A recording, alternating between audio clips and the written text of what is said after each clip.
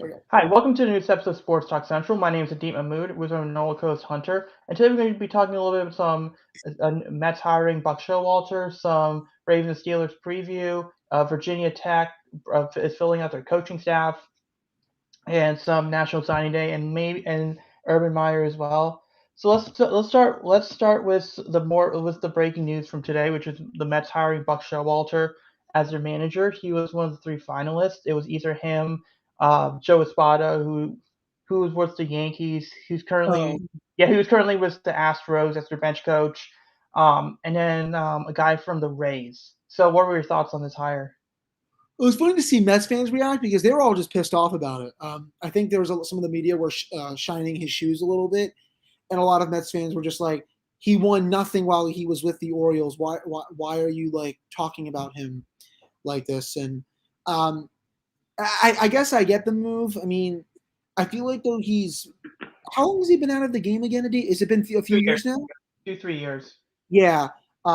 Would you say the game has passed him by a little bit? Do you think he can do a good Game job passed there? him, game passed him by in like 2017. Yeah, so I just don't really know why they decided to hire him. I think they could have done someone that's a bit younger and is not as old school. At least in my opinion, that is He also had apparently one of the finalists, like I mentioned, was a guy from the Tampa Bay Rays, and the other Mhm. one was from the Houston Astros. So those were the new school options. Yeah. I don't really see why they decided to go in that direction. But hey, I've been wrong so many times about stuff. If I'm wrong here, I'm wrong. But right now, definitely a little bit of a questionable move. And the funny thing, who announces it? Like the owner on Twitter because he's always on social media. Yeah. So I mean, to go back to his track record, I mean, the guy managed the Yankees, was pretty good with the Yankees, but to your point, no, like he will get you to the playoffs. Like Buck Showalter will get your team to the playoffs, but Yeah, he won't win you the World Series. So yeah, he did that like with the Yankees. He got the Yankees to the playoffs in the 90s, didn't win a World Series. Then goes and rebuilds the Diamondbacks, gets them to the playoffs, hmm, but they don't but their World Series was won after they fired him. Then he goes to the Texas Rangers. He builds that team. They go to yeah, the playoffs. They don't win a World Series. Ron Washington was the manager on those teams that got to the World Series. Then he goes to the Orioles, wins a bunch, gets to the ALCS in 2014, and then because the ownership and because I think by this point the analytics kind of became such a big part of baseball that the Orioles weren't in like they were in the opposite situation than the other teams. But the point I'm bringing up here is he hasn't won a World Series. Now the flip side is Buck Showalter has done his Hall of Fame resume is such that he is missing everything but a World Series. mhm, He has like three Manager of the Year titles. The yeah, 28, like I know his record's like 500, but you also have to understand the Orioles in 2018 were 47 and 115. Take that away, and yeah, his record is way better. So he's a good coach for this team. It's just weird that you have a owner like Steve Cohen who has his background in stocks. Well, now whether there was some activity yeah, or not, but stocks are very analytical. It's very financial. It's very quantitative. But yet we're in an age where it's very quantitative, it's very analytical, and I understand Tony La Russa was a good manager, but Tony La Russa also had good talent around him. So like anyone yes, can manage that team. So I was like, yeah, really, Joe Walter? And then you bring up Joe Espada, who was with the Yankees, who was with the Astros. Like this was a guy that he's the Eric Bieniemy of baseball. Like he's a guy that a lot of people think was going should be a manager. He hasn't been given the opportunity yet. And then obviously the guy from the Rays. Enough said. Enough said. Like Tampa Bay Rays. So to me, it is a weird. I understand the move. It's a veteran move. I understand Max Scherzer like the guy. I understand players like the guy, but at the same time, the game's gone past him. Like if this was 10 years ago, great choice. Right now goes the new hand, goes the analytics, because I can tell you for a fact, most teams have like in their analytics department, even the teams that aren't as focused on it have like 7 or 8 people at least. The Orioles had one person in their analytics staff at the end of 2018. One person. Who is it? So I forgot who it was. It was like a random worker, but it wasn't no. But I'm saying my point being is they just had one person. Like most teams have 7 or 8 people. So like that, and I guess Dan Duquette wasn't a big proponent of it. It wasn't until Elias and Sig Mejdal took over. But it will be interesting to see what they do. I think it's a solid move, but at the end of the day, it's a short-term move, but not a long-term one. I think he is the precursor to someone else. Mhm. Who that is, I have no idea. And I mean, he's better than Brad Ausmus for sure. Mhm. So let's move on to the next topic, which is the Ravens and Steelers. You want to bring and then so you want to talk about Steelers first? Yeah, this is a must-win this weekend. They're half a game out somehow. They're all the teams that they needed to lose last week lost. I think. I don't know if you'll agree with me right now. I think I can kind of say that the AFC North is full of very average teams this year. Yeah, I don't. very decent. Yeah, I don't think Corey. anyone whoever comes out of that division, I think, is either going to lose in the first round or win one and then be out the next one. Yeah, I don't see, and credit to Baltimore with where they're at, but now they're up a creek this weekend, which we'll get to in a second. But they had a nice comeback last week. Unfortunately, it's too little, too late.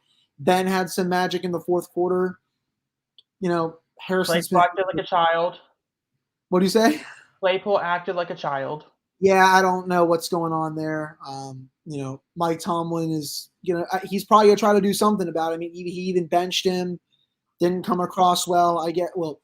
Obviously Chase Claypool, I don't think got the message. I'm getting a little tired of it just because these are stuff that you should have learned as a rookie, and then now it's carried over into year two. You would have had an extra play there. What the saying goes? $1 million. What was it? $1 million talent, 10-cent head. Doesn't Yeah, have to. I think that's what it is. Yeah. It's I don't know, man. He has all the talent in the world. It's hilarious. He makes two outstanding catches in that game, especially on that final drive where they almost scored.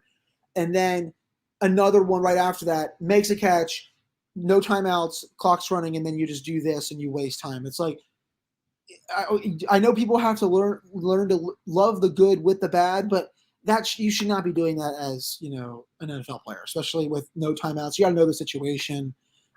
Hopefully, at some point here, he cleans up his act. He is the player that people crap on Juju for.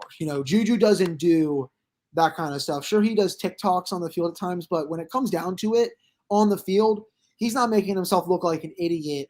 And when the stakes are at the highest, like just flexing with the first down mark or anything. He's never been that kind of player. But I really hope that if the Steelers do call some more no huddle tomorrow, it works when Ben calls the play. So that's when the offense is at its best. He drove them basically 90 yards before Pat Freiermuth almost caught that. That's just a hell of a play by Harrison Smith. When that ball came out, I couldn't even get mad just because great players make great plays. Freiermuth had the ball. It should have been the final play. And that should not have been the final play. Yeah, I mean, I agree. He had the ball. That was going to be a touchdown. Harrison Smith comes right in there, pokes it out. I mean, no, what I mean by that is Claypool wasting 10 seconds. Yeah, they should have had one more play from the 12-yard line. It shouldn't have come down to that anyway. But the defense, they're going to have to wake up because it's been a really bad unit this year. Joe Hayden, thankfully, is back this weekend. That is ginormous for them. But they got to learn to stop the run. They got to stop giving up the big play. Hopefully, with Hayden coming back, that should help negate things. But there's just a lot of problems with this team right now. I still don't see them making the playoffs. I know crazier things have happened, but you look at these schedules down the stretch here for all these AFC North teams, it's pretty brutal. Cleveland has a tough schedule. The Ravens have a really tough schedule. But Cincinnati has a really tough schedule. Pittsburgh does too. Honestly, even with the Steelers at 6-6-1, man, they still have a legitimate chance to win the AFC North, which is pathetic just because of how they played this year. But Tennessee is going to be tough. I know they don't have Derrick Henry. Julio Jones, I think, is back, though. Tannehill's still not a bad quarterback. Bud Dupree is actually going to be back for the game. But overall, I still think this is a matchup that Pittsburgh should win. at least in my opinion, with how banged up Tennessee is on the offensive line. Now, if you're Ravens, it sounds like no Lamar Jackson. I don't know if Yeah, he's going to no, play. I don't think Do I you think he will date or no? no. I think typically if you don't practice on Wednesday or Thursday or Friday, then you don't really play. I also think that when you That's think going to be about up a creek, I think, for them to win against Rodgers with Huntley. He played well last week, but I just don't know. And then especially you're down what 4 to 5 cornerbacks now. we're down 4 to 5 corners. Chuck Clark might play tomorrow. Oh, Yeah, Chuck, because apparently, like if he gets a negative test, he'll play. So, uh, I think Tyler Huntley right now. I would start. I actually feel confident in Tyler Huntley in playing in a good stretch of games because mm-hmm. it, he's kind of like a cross between. He's not as talented as Lamar, but he has the starter's kit. Like you know what I'm Yeah. talking about. Like he has but he also has the what I call it the IQ, the temperament a little bit of an Alex Smith. Like where Mm-hmm. Alex Smith was, he was a smart quarterback, but he wasn't the most athletic guy. But now you have Tyler Huntley, who's kind of, and granted, that's the same type of mentality when you think about the fact that they both were at Utah. They both had the similar coach. Yep. But he's kind of like to me Lamar, like a starter's kit when it comes to Lamar, but he kind of has that IQ and that mentality of an Alex Smith. Not saying Lamar doesn't, but I'm just saying right now, Lamar right now is thinking at 100 miles an hour. Tyler can think at 40 or 50 right now, and that's not Mm-hmm. again, that's not saying anything bad about Lamar. Just saying right now, I think I like Tyler Huntley there. Um, the other thing is they don't respect Tyler Huntley's running ability right now. The other Yeah. team as much as Lamar. So like that does give you an advantage a little bit because when he has RPOs, teams can just focus on stopping Lamar, especially with the running backs they have right now, because they respect Lamar's running ability by that much. Now with Tyler Huntley, they don't, so they're more likely to play off of the running back. So it'd be pretty interesting to see if Tyler does run more, because now if Tyler runs more, because they don't respect it, they might let him run those few extra yards. So it's gonna be pretty interesting. A few other things though. Ravens have one of the better special teams. Packers have one of the worst. Mm-hmm. So Devin Duvernay is a good punt returner.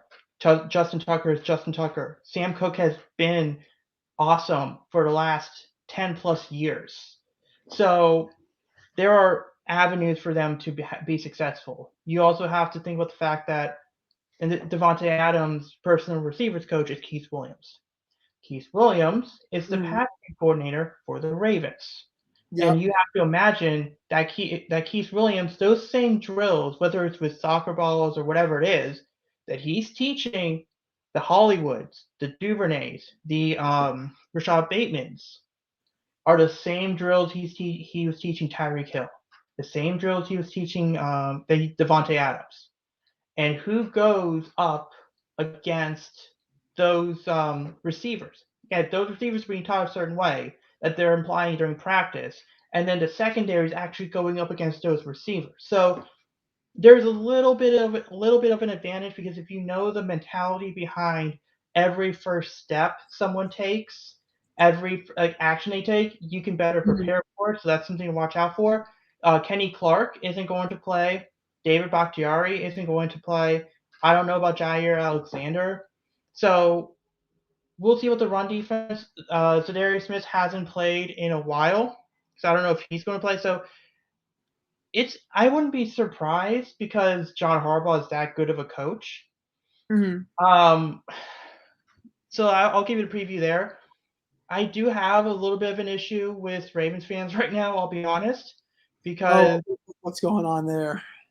so if there's a fire Greg Roman stuff, but what Uh, people don't realize is Greg Roman's biggest strengths are his running backs, mm-hmm. the offensive line, and tight ends. When you look at the Ravens' injuries this year, where have they affected them the most? The running backs, the tight ends, and the offensive line. So you're telling me that Greg Roman cannot use that Greg Roman's biggest position group that he has the biggest strengths in It's the area most impacted by injuries. It's just in his first and his second most biggest position group. We all know Greg Roman's not that great of a passing coordinator, Yeah. but we know he's a good run game coordinator. It's not like he has J.K. Dobbins, Gus Edwards, or a Justice Hill. Nick Boyle has missed half a season, so that's going to really hurt his ability to hurt a passing game, to develop a passing game. Keith Williams, this is his first year, so Yeah. Keith Williams isn't great at it either. So you're basically saying you have one guy, the offense coordinator, who's designing a passing game with one hand tied behind his back, and then you have a passing game coordinator that might be good in this area in the future, but right now he's not that great. And then they're saying these slow starts are a reason why we should fire Greg Roman, but at the same time, that same issues that you're saying that Lamar is going through, that Hollywood, that Yeah. Andrew, that all of them are going through, the coaches are going through those same issues. So yet you're making excuses for Lamar. You're making excuses for Mark Andrews. You're making excuses for Hollywood, for Bateman, and those guys. Yes. I don't see them making those same excuses or giving the coaches the same leniency, even though the coaches are operating in the same context as the offense. And by the way, who was the offensive coordinator that at least set up Colin Kaepernick for 1 or 2 years? Who set up Tyrod Taylor for Yeah. 1 or 2 years? Who set up Lamar Jackson for 1 or 2 years? Like, I'm not saying Greg Roman's a good offensive coordinator, but he has probably one of the better track records with mobile quarterbacks. He was the offensive coordinator when Lamar won the unanimous MVP. His number one receiver was a hobbled Hollywood Brown that year. So Mhm. you can't like I feel like offensive coordinator like coaches, they're the easy guinea pigs. You could just blame them, and the players get more lenient. See, that's what ticks me off. This Yeah. is the one that ticks me off. This is another thing, and this is more so the media as well. How come when we talk about analytics, we talk about situations when it fails? Like, do we ever have those discussions? Like, when with the Chargers thing, when with the Ravens going for 2 points, like going for a 2 point conversion before the extra point. If they're successful, it's called aggressive strategy. It's called a coach's intuition. It's Yeah. called being smart. But when it fails, oh, do you think analytics plays too much of a role? What they don't Please tell realize, me you saw the rant from Phil Simms on the NFL and CBS. Please tell me you saw it. I saw it. I hated that so How bad much. did you cringe? How bad did you cringe about it?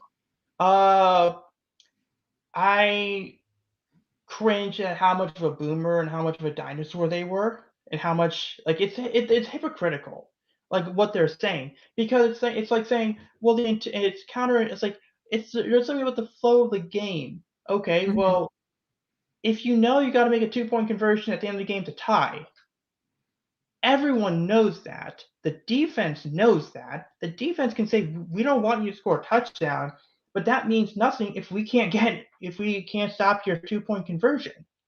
So we're going to put our best play call on the 2 point conversion. Yeah, and it'll be fine. So that's to me the flow of the game. And you only have one Justin Tucker extra point. Yeah. Use it to tie the game when the results matter. But to me, the big thing is I get it. Mina Kimes kind of said that where it was like it's so results oriented and we focus when it fails, but it tells me that the media doesn't really understand it because what I hear is, well, they have analytics plays a good part of the decision making process, but it shouldn't be too much. You know what else plays a part in a 2 point decision? Hmm. The execution, Yeah. the formation, the play call. Every inch every inch of those plays are determined by the coach and what they do. All analytics does is say you have a 47% chance or you have a 50% chance. When 20 years ago, it's like we have a good chance. That is literally the only difference. Yeah. So what I don't like is seeing these people say, "Oh, well, with analytics, it plays a part, but it shouldn't play too much." What I don't hear is, here's a play that failed. Now, if you watch this play, you see the defense looks a certain way, you see the blocking goes a certain way, and if you had to redo it, because they want to use the hindsight is 2020 argument. And you could say, well, knowing the coverage that they played, if they just had their tight end motion out to the left, for example, and block one of the double tackles and create a numbers advantage, you may have converted that fourth down. You may have had that 2 point conversion. Yep. I never hear, and these media people, and some of these ex players, I never hear them talk about that part. It's always analytics are too much. It's never it's never, well, if you look at this play, here's how you could have made the play better. Yep. And like 100%. yeah, and it's just It's weird. bugging. It's an old school kind of mentality because it was funny because Tomlin, when it was 36-28, when they originally, before I think Minnesota got that last touchdown, people were clamoring for Tomlin to kick the extra point there and not go for two. But he wanted to go for two to make it a 7 point game instead of an 8 point game. But do you like that call from him there? Oh yeah, absolutely. Like my thing is, because there are certain factors at the end of the game that aren't as important as they are at the beginning of the game. So like time is not a fact. It's not as much of a factor in the first quarter than it is in the fourth quarter. Fatigue, same thing. Situational predictability, same thing. And I think what the point I was going at when people are saying analytics doesn't take into account the flow of the game, it's recognizing these aggressive moments earlier in the game that they recommend, hey, take the extra step, be aggressive here so you could play it safe later. And the problem that I have in that situation in an 8 point game or a 9 point game, and you need extra point and 2 point conversion, if you're aggressive early, the earlier you are, the more time you have to correct that mistake. The less time, and then the less time you have, you can't correct that mistake, and then B, the problem that you have there is then you get to the situational predictability, right? Where the idea is you can play free in the first quarter and be completely fine. But once you get into the fourth quarter, it's you need a 2 minute drive. You need to stop the other team's defense on a 3 and out while saving as little of a time as few timeouts as possible, then go on another 2 minute drive and then try to score and either get a 2 point conversion. Because in the defense, knowing all of that can say, well, we're going to take away the edges and we're going to force you to play in the middle. We're going to Hmm. force you to play on a 4 minute drive, and then we're going to force your defense to play with more pressure. And I think that asking people to play safe early sets up the situational predictability, which only benefits the team that's winning. So that's a long way of saying I'm in full support of Tomlin going for two Yeah. because Chris Boswell is a good enough kicker that you want him to play a part at the end of the game. Yeah. Yeah, So because yeah, a lot of people thought they should have kicked the extra point. A lot of people thought they should have kicked the extra point and made it a one possession game, but instead it was a two possession game because they missed it. But they but also had a fine you know what you play. have to do. You know what you have to do at that point. Like that's Yeah. what the point Harbaugh was making. It's like, yeah, like if we miss a 2 point conversion, we know it's a 9 point game. Like we Mhm. know that, and I can tell Martindale, I can tell the defense, we got to stop him now. And so it's better knowing earlier, like with more time, the play versus there. So yeah, I completely agree with it. Now you almost did win, but like, we kind of covered a few. That was almost a Vikings. That was almost a Falcons level collapse right there. Yeah, Uh, 29-0 basically. That was setting up. If Minnesota lost that game, just send Zimmer to the airport right then. I mean, that would have been hilarious. But it's yeah. still a big game tomorrow.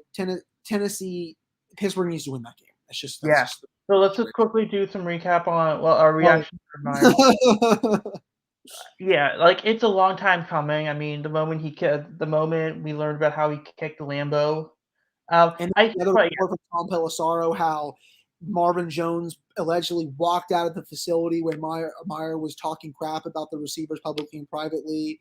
Apparently, he also called all of his assistant coaches losers and challenged them to, including one that's going to be at Virginia Tech next year. yeah, yeah, and challenged them to say why they've never won. Dude, just that's just insane. 2-11 in 13 games, man. Yeah, no, and I think Yeah, yeah, yeah. So here's what came to me. Here's what my thought was. You can act like a dictator and coach high schoolers because they want to get into college and they want to get into the best possible college and the best possible and so they have the best shot going to the NFL. You can mm-hmm. act like an asshole on in college because Yep, these are 18, 19-year-old kids who want to get into the NFL. yep, In the NFL, you have 28, 29, 30, 31, 32-year-old grown men who have more experience at this level of competition than you do in your pinky finger. Um, you can't pull that same stuff with NFL players. And the fact that he thought he could get away with it was bad. Now, I'm not saying that Shad Khan, the owner, did the right thing here. He was forced to do it. This was a yeah. bad situation. He had no choice. Yeah. So who do you think do you like if you had to pick a I'm guy not sure who they're going after because the coaching carousel really hasn't gotten underway yet, right? There's still right? 4 games left for the regular season. This ends in mid-January now, just about, a little before. They're not going to probably know their candidates for 3 weeks until they start to see some rumors. I mean, it's just too early to know. Yeah, I think there's one name that obviously people are going to bring up Bieniemy. They're not going to college route again. They're Bieniemy is going to be a name brought up. Brian He's been Dabble. brought up in the last couple of years, I'm pretty sure, right?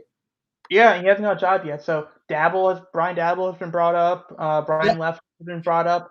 I'll give you a name that that not a lot of people are thinking because a lot of people are thinking bring in an offensive coach, and I yep, think Greg Roman could be an interesting name here because Greg Roman and the Jaguars GM do know each other from their 49ers days.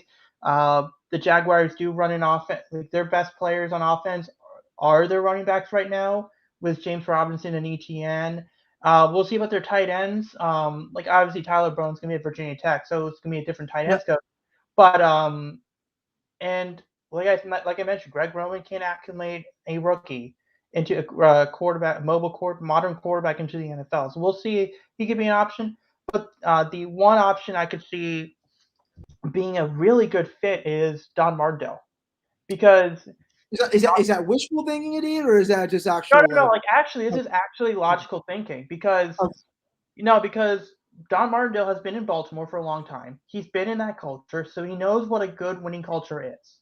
But here's the thing: the Jaguars' defensive coordinator, I want to say, is Joe Cullen. Um, Sounds right. yeah, Joe Cullen, and then another guy, Zachary Orr. I think he's like the defensive lines coach. They were in Baltimore last few years, and who were they the assistants of? Don Martindale. So if you hire Don Martindale, you already have his assistant coach in Baltimore is the defensive coordinator in Jacksonville. You have Zach Orr, who played under Don Martindale and then coached as an assistant under Don Martindale, already on staff in Jacksonville. And then you have a defensive mind, and I think that might be interesting where your future is Trevor Lawrence. So you have a defensive minded head coach, and then now you can help that can help develop. So to me, because you have those connections there, uh, and he has the experience. Like I think that in these situations, whatever whatever you had situation you had before, which was Urban Meyer, offense-minded young coach, no NFL experience at any level, you go the complete opposite. And Mm-hmm. Don Martindale has been in the league for a long time. He's been in a winning culture. He has guys on staff, and I think it'd be pretty interesting to see a defensive-minded coach Now, question would be, if Don Martindale was offered the job, would he take it? Because I could see Don Martindale saying, I have it good in Baltimore. Like, I might not be a head coach, but this tradition here, this culture in Baltimore is good. Hmm. Jacksonville, it's a crap show. Like, I don't want to be like I get one shot at being a head coach. Do I want it here?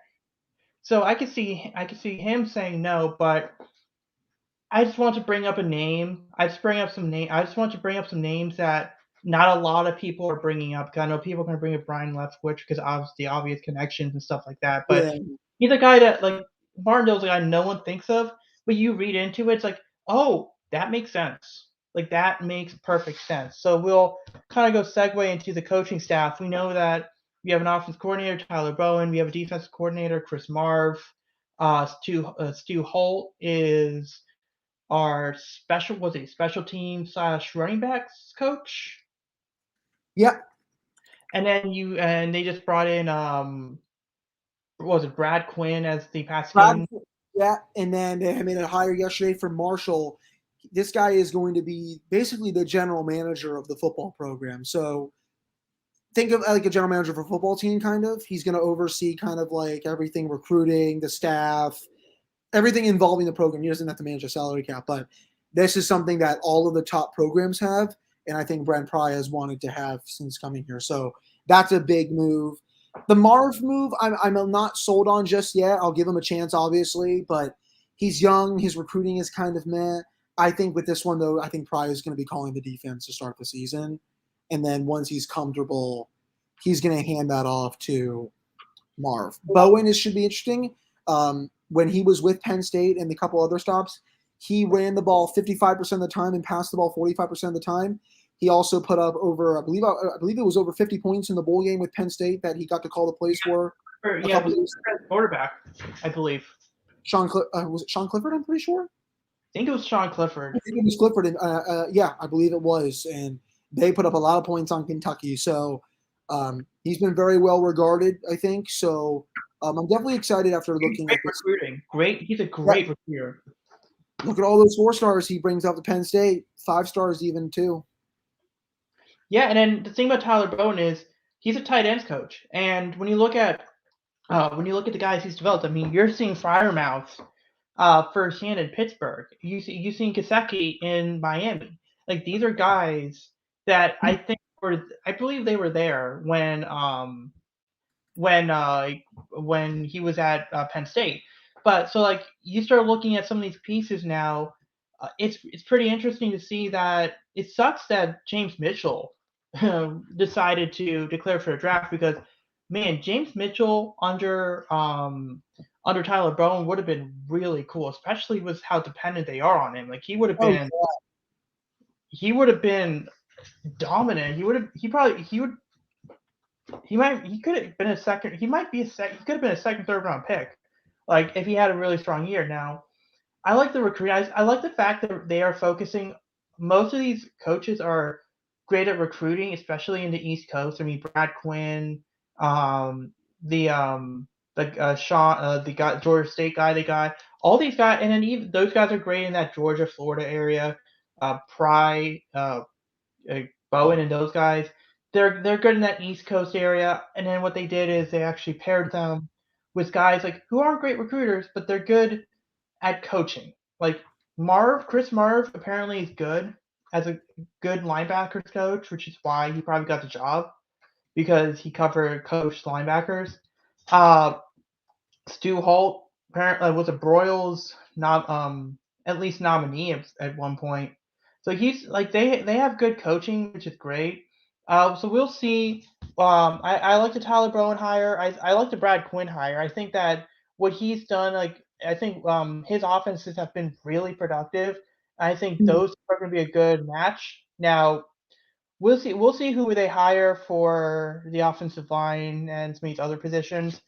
I wonder if that Herb Hand stuff rumors were true or not, but we'll see what they do there. And then the strength and conditioning coach, I think is going to be really key to Yep, that. I agree.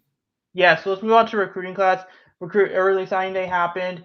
I was really impressed with how much of the class stayed. I mean, Ramon Brown. It sucks. That's unfortunate. I guess Maryland must have gave him a nice NIL deal, but Or it's starting still. opportunity. I mean, he's going to start there, which is true. I mean, he's going to beat anyone out there. Here, you have Malachi Thomas, Raheem Blackshear might come back, right? Yep. Keyshawn King is probably still going to be there. He Right. would have a lot of competition as a freshman. He goes to a team like Maryland. I'm not going to lose sleep over it. Tech has a lot of running backs. It's the most replaceable position, I think, in football. So they should be good. But overall, I was pretty happy with this class. They got Bradshaw to come. They flipped Brody Meadows, who's almost a 4-star recruit from Virginia, And who might also actually Virgo. elevate at this point. And Virgo. Yeah, and they flipped him to that. This is a good class, I think, man. Yeah, and what I mean, there are a few recruits here. I mean, I was listening to Tech Sideline because they were doing a lot of like what they thought, and it was pretty interesting. With like Bradshaw, he's kind of like a Tavian Robinson type player. I can see that. Bryce Duke, that guy had video game numbers. Um, Gunnar Givens, that was a little weird seeing him being on the D line. I mean, but then again, I really like how many guys they got on the offensive line and how many guys they have on the D line because I obviously agree. those are important. Uh, Saint Germain was a good one. So you have good options. The big thing here is obviously Alex Orjai went to Michigan, and then they kept Devin Farrell. So apparently Chris Coleman said something like, "It's really weird that when you look at Alex Orjai, he has the size, he has good speed, he has a good arm." He got a nice NIL deal from Michigan, to be fair, 100%. Yeah, yeah. No, but the point But what I was going to bring up was that he has the measurables, but he never really moved up in the rankings. Like this wasn't mm-hmm, a guy that was a 3-star that became a 4-star. And then you mm, look into his numbers, and apparently in his senior year, he had like a 51 completion percentage. So yeah. basically, he was a guy that he might have been all tool, like mainly tools type guy. So that's pretty interesting. That's pretty interesting to see there. But they dropped. Chris Coleman did drop the uh, Trace McSorley comparison to Devin Farrell, which I definitely see. Similar size, type of athleticism there has been pretty interesting. I'm really interested to see. I'm really interested to see the linebackers Mm, because obviously that's Brent Pry's biggest strengths. yeah. Uh, as a D line and the O line, those are the ones I'm really excited to see. So we'll see what they do there. I think that's pretty much most of the Virginia Tech news, mainly for the next few weeks. Oh, but I will also say, and then we'll end the show on this one. I Uh, might for, be going to the bowl game due to my work. They might be getting some VIP tickets for the field. oh wow, that's great. So Um, we'll see. It's still a work in progress. The basketball team, OD, they won by 30 something points yesterday against St. Bonaventure. Yeah, it's definitely much needed win because they've been somewhat disappointing this year. Maybe For it's sure. just like losing some of those players. Like they just need to focus a little bit on drills. And then on the baseball side, Virginia Tech's not known for their baseball program, but MLB.com recently just put their top 100 draft prospects for this year's class. Gavin Mm, Cross, the Virginia Tech outfielder, number 10. wow. Yeah, That's crazy, man. yeah, he's 10 right now. Like you're talking like and he's basically like 6'3", 215. He's 60 power, 60 hit on a 20 to 80 scale. Good athlete, good arm. The only thing about him is he has a little bit of a swing and miss issue. But he's definitely he's an all power guy. He's a power guy. His walk to strikeout ratio wasn't great. If he can improve on that, but still have the same tools, you're talking about a guy like the Orioles like picking guys, college guys with the college guys. So Gavin Cross could be an Oriole. Like because he has the tool set. If you can work on getting those walks up, those strikeouts down, or the percentage of Mm, strikeouts down, then he could be in line. Like don't be shocked if he's a top 5 pick. And imagine yeah. what a top 5 pick in baseball would do for recruiting. Woo! Well, so we'll end there. I don't know if we'll have a show for the next couple weeks. It'll probably be like the first or second week. That's gonna be tough just because Christmas is next weekend. Yeah. I think So we might be we'll probably do like first week of 2022. yeah, that would make sense. I think the NFL. Well, we should have a lot of the NFL stuff by then, and then Yeah. a little recap of the bowl game and such as well. Right. All right. Yeah, so we'll end the show there, and we'll see you first week of 2022. Yeah. Or, Have a great new year, everyone. all right, and Christmas as well.